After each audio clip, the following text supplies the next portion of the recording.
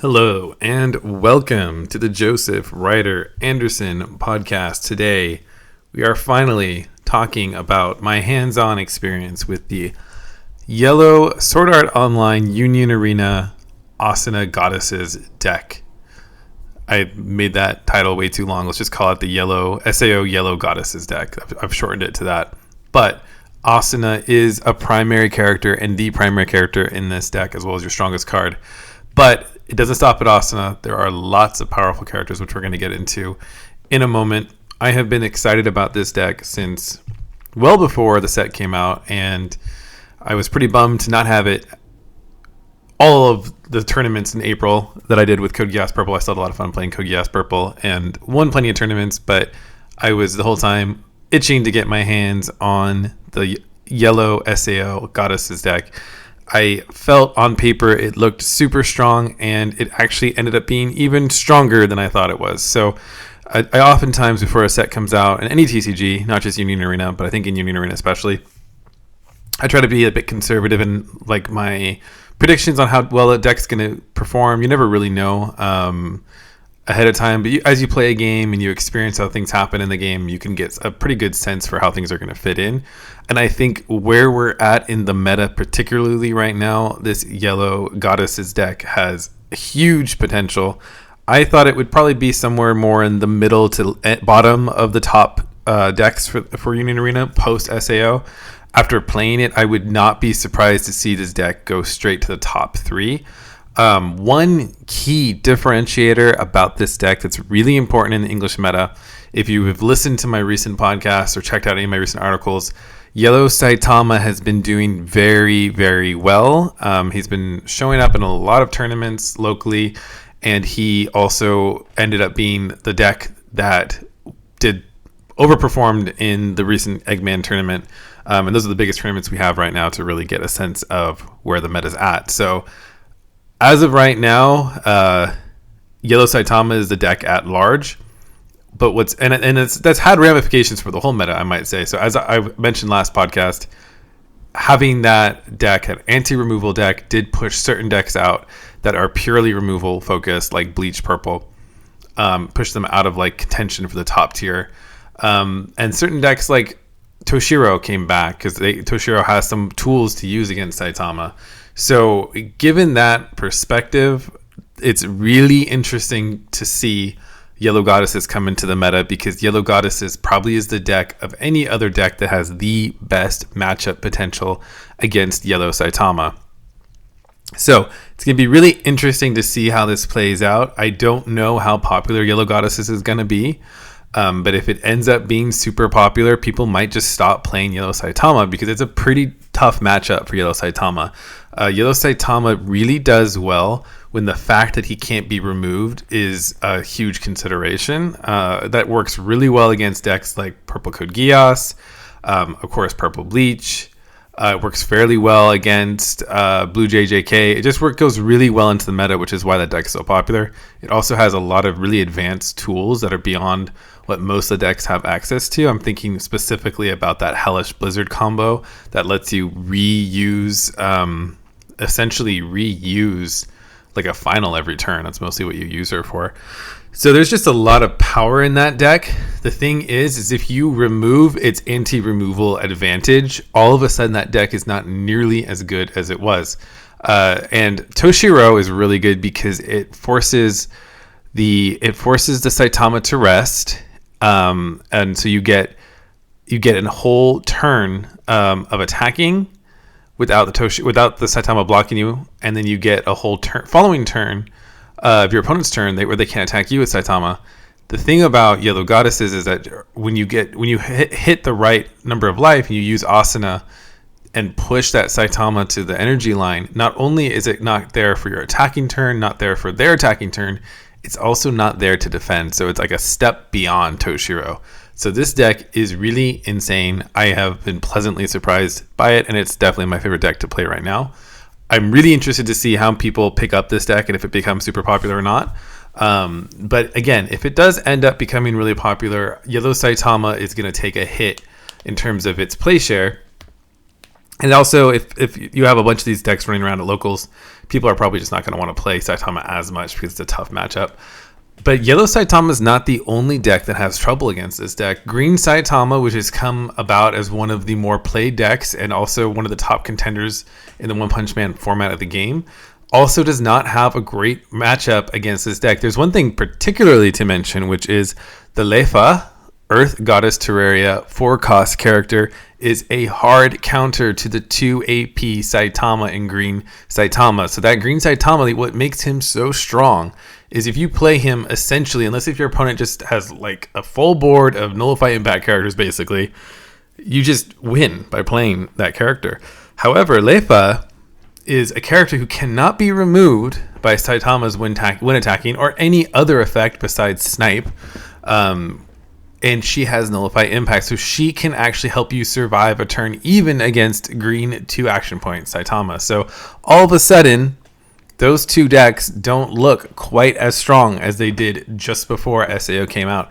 So from the perspective of Bandai, I don't know if they considered all of this when they were planning out their releases, but this was a fantastic set to follow on the heels of One Punch Man, as it's going to help even the playing field, so it's not just an all One Punch Man format. Not that it was, but there was definitely a heavy representation of One Punch Man decks leading up to this set. And I think with the Yellow Goddesses particularly, we're going to see that become more diverse. The thing that's interesting about Yellow Goddesses is it's not like it does well against every single deck. I think it has good to neutral to good matchups. There's no decks that I would say are like amazing against it.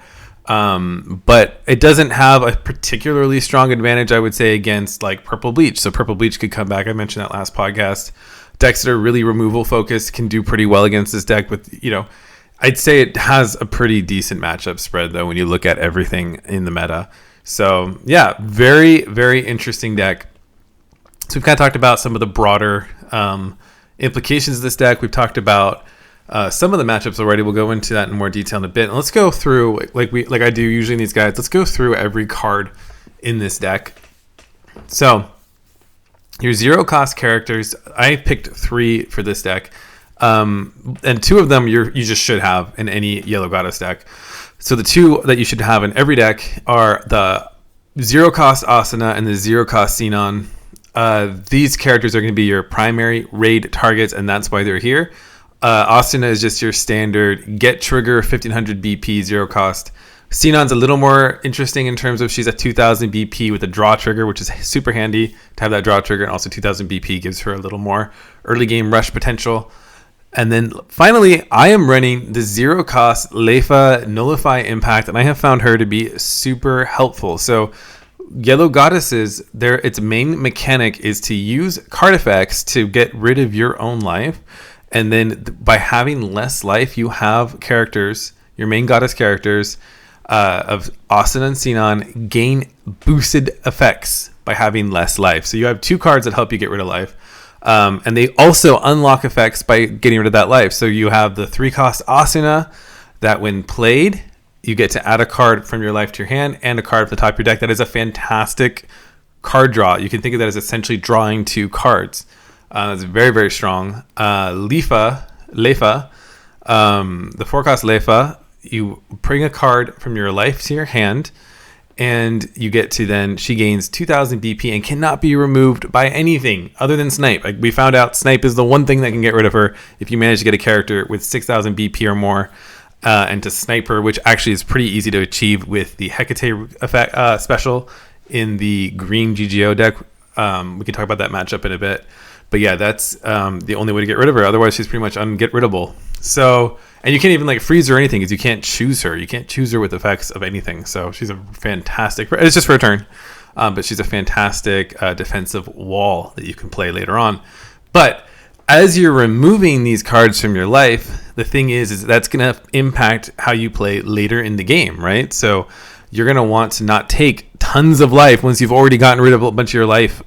You want to then protect yourself, right? So Lefa ends up being a really solid way to do that, where don't really have to worry about a bunch of impact characters sneaking in life. You can just use Leifa to protect you. You also have the 4-cost Leifa who has Nullify Impact, so you end up having 8 characters with Nullify Impact, and you're going to be happy you have that once you get down to 4 life, because you're essentially battling your opponent with your back against the ropes, which doesn't really matter because you have such strong characters. You're going to be doing a lot of damage and messing with their field state, but your one weakness is your back is against the ropes, especially once you get down to 2 life, which is a fantastic place to be with Sinon, which we'll get into in a moment. I also will mention the 1-cost Asuna is extremely strong. Does not have a draw trigger. Does not have a trigger at all. Neither Leifa, 0-cost, or 1-cost Asuna have triggers. They're your only triggerless cards. But what Asuna does have is she has a base BP of 2,500, which essentially makes it so she can block early game attackers. So what I love to do with this Asuna is I love to put down a 0-cost character to my energy line, and then I love to play Asuna to the front line on turn 1 to make it so that my opponent cannot take any early game life, so that I can use more of my effects to get my own life and stay ahead of my opponent. I will also say, because you're trying to get down in life anyways, you don't have to do that. If it's not advantageous to do that, it's not a big deal to take life in this deck, but that's one great way to keep your opponent from getting ahead too early. I will also mention about her was once you get down to 4 life, which happens pretty quickly in this deck, she will boost to 3,000 BP, and that's just all the time. So she's a really strong 1-cost character, one of the stronger ones, which is fantastic to see this deck have access to that. And of course, she can also be used as a raid target for the strongest character in your deck, which is Asuna. Raid Asuna, 4-cost Asuna. I will also say a huge advantage of this deck is that there is not a single character above 4 energy costs. So that means you can play this deck extremely aggressively, as long as you are paying attention to at least having the likelihood of hitting 4 on your energy line. You can play very, very aggressively, which is one of the huge advantages of this deck. That's 2-cost character that we have. So this was a recent change by me. Originally, I had thought that the Sinon Snipe character, the 2-cost Sinon Snipe character, was the way to go. This is something for you to play with yourself and try out. I am going with the Eldry instead, and part of that is because he does have the draw trigger, which I think is really effective to not have. It's really effective to balance this out at 8 non-triggers. So I wanted to include the Leifa, so I went with the Leifa. And then I went with this Eldry. If you were going to go with the Sinon, 2-cost Sinon, if you really want to have that extra raid target, is mostly what she's there for. Because having the snipe effect, because it's limited to just, I think it's under 2,500 characters, it's not all that great, I've found from testing. But if you really want to have that snipe effect, or you really want to have more raid targets for Sinon, because you will sometimes have trouble hitting your raid target with Sinon, then test it out. If you were to do that, go that route, I would replace the 0-cost Leifa with the UGO, because he can grant extra BP. But test it out. I love the Eldry. He has a draw trigger. He has 2,500 base BP, and he boosts to 3,500 BP during your opponent's turn, which edges him out as a really solid defender. So I really like the Eldry. I think 3,500 defending BP for a 2-cost character is a super solid. And again, you're going to be taking your own life, so you want to be a bit defensive with this deck too. You don't want to just be purely offensive. So I made that change, and I'm really happy with it. The only thing I will say is that sometimes it's a little harder to find the Sinon target, so you have to be a bit careful with your Sinon. I always tend to prioritize my Sinon on the backline, my 0-cost, because I want her later. But I will also say Sinon, the 4-cost Sinon, which we'll talk about soon, she's not super effective until much later in the game, and really not until the end of the game is when she's most effective. So having a bunch of Sinon around to target isn't a huge deal. You just really want to, if you're going to go this route, just really prioritize keeping a Sinon alive and well on your backline whenever possible. Moving on, I already talked about the 3-cost Asuna. A couple more things to note about her is she does have the 2 energy gen, which makes her super handy to have on the energy line. I wouldn't be afraid of raiding with her if you need to, because again, it's a 4 energy cost deck, and you have plenty of 2 energy gen characters for a 4 energy cost deck. And she also does have 3,000 BP, so she can be used as an attacker, and she has the insanely strong color trigger. I feel like this color trigger is enough to make me just want to play yellow all the time, because it is such a strong trigger, switching a character to resting, and then they don't switch back the next time that they should. I'm also running Elizabeth. I'm running her at 4, and I think that that's a good choice because she's your main card search engine. She is so helpful. You can use her. Essentially, you're using her to find your Asuna or your Sinon most of the time, or maybe your Lefa if you need a Lefa. And she lets you search the top 3 cards for a goddess. You put the goddess in your hand and you discard a card. This is the first yellow deck that I've seen that has super strong draw, other than I guess Yellow Saitama has some pretty good draw with the Hellish Blizzard, but this is a really strong draw deck because of Asuna. Largely, you're going to be drawing a lot of cards, so having to sideline a card from your hand is not usually an issue. But yeah, the Elizabeth has 2 energy gen. She's got a draw trigger, so there's no problem there. And I run her at 4 because she's just really helpful to find your goddesses. You only run 4 Asuna, right? So it's not like some decks that have, like the really strong decks like Code Geass Purple or Code Geass Green have multiple raids that they can target, but this deck only has the one Asuna, so you have to make sure to find her. It's probably going to be hard to win without finding a raid Asuna. So now let's move on to, let's talk about Lefa first a bit more. So we already talked about Lefa. A couple of things about Lefa is, again, it's going to be a bit matchup dependent. I would say against decks that are running a lot of snipe, be careful of using her because you might just not. She's still helpful, but she might not end up being like a huge defensive wall. Pay attention to how much life you have left when you use her, and just kind of be prudent with that.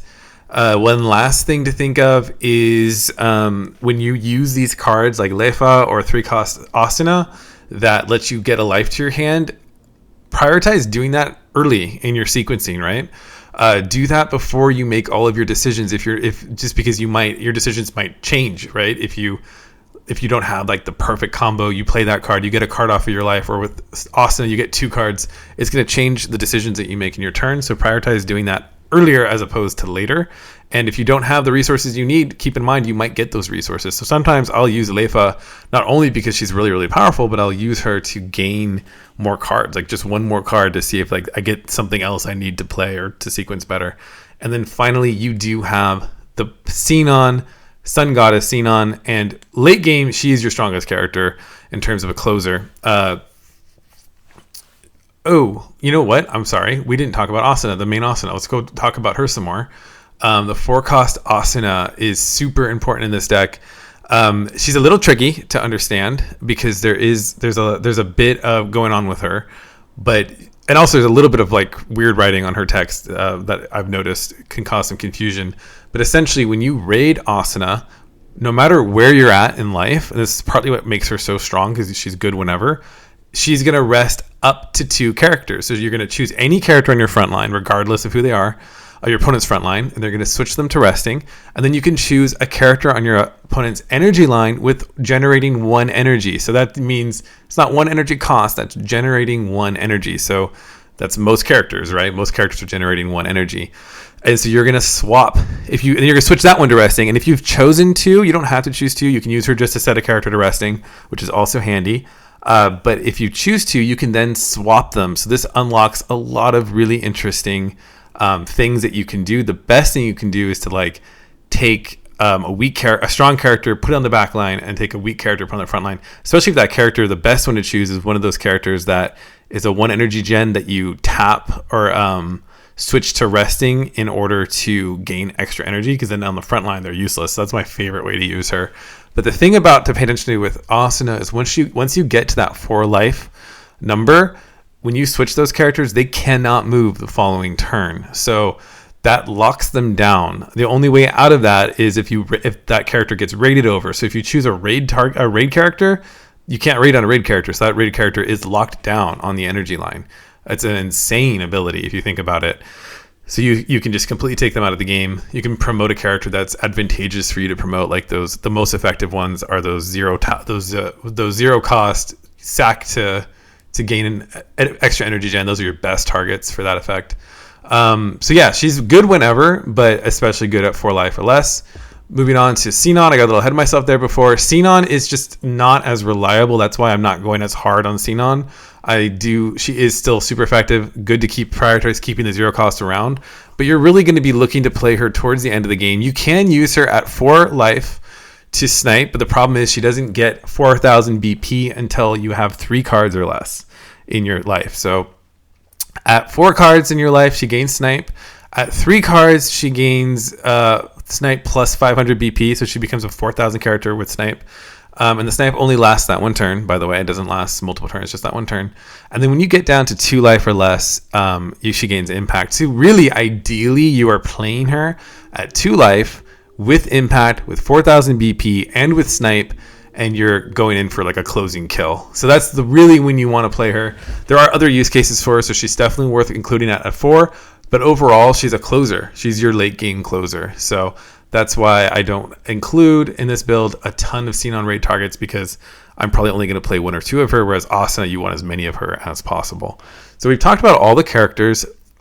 That should probably be blowing your mind, because that's kind of crazy. Everything I just said, I'm a little, like, my mind's a little blown, even though I've been playing this deck a bunch throughout the last week. I got my cards a bit early. So I've been playing this deck for like a week straight.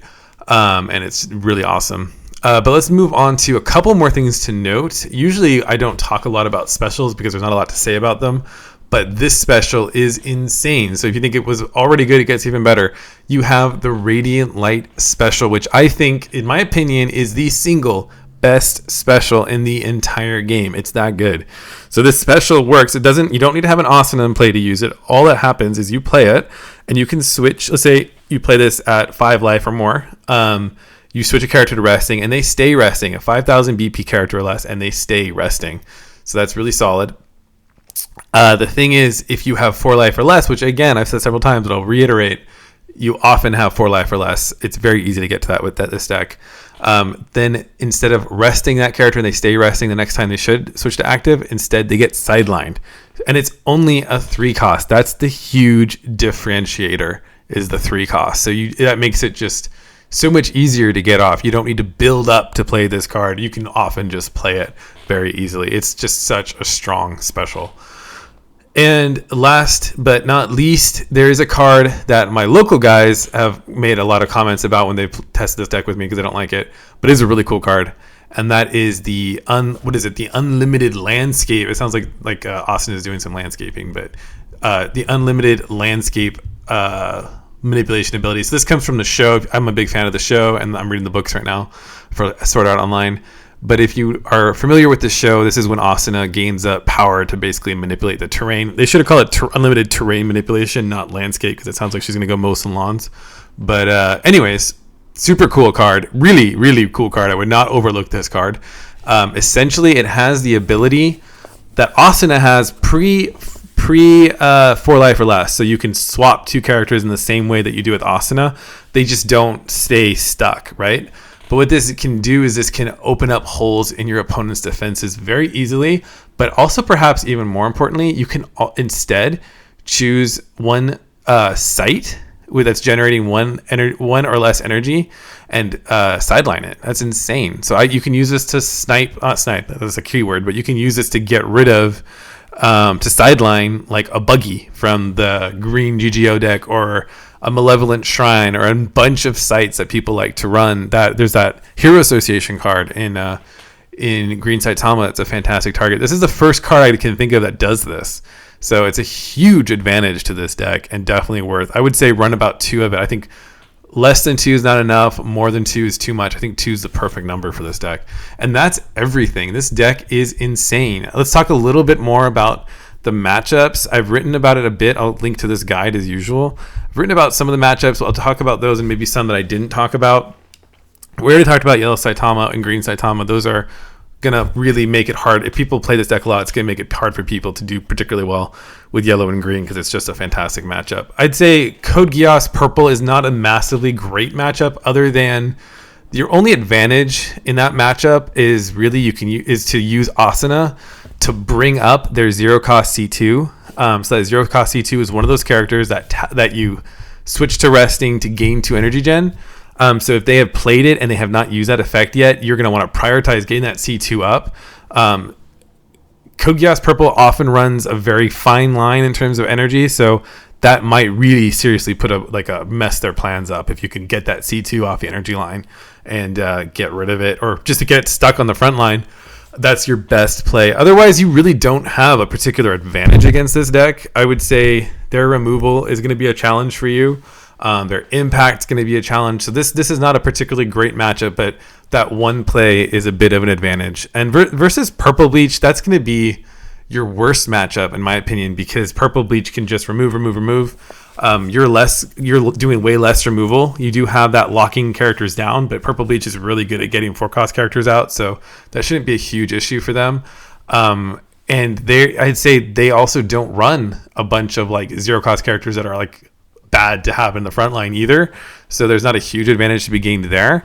I'd say your main advantage is going to be just to focus on your impact. So Purple Bleach doesn't typically run like a ton of impact. They do have that one Ichigo with the impact that they have to get rid of 4 cards in their sideline, but that is a heavy cost. So, and you can nullify that. But you have really strong impact in the form of your Xenon play. So that can help edge out the competition. But I'd say it's not a particularly great matchup. Those two purple decks are not particularly great. But again, it's not horrible either. It's relatively even, I would say, with a slight upper hand, probably to Bleach Purple.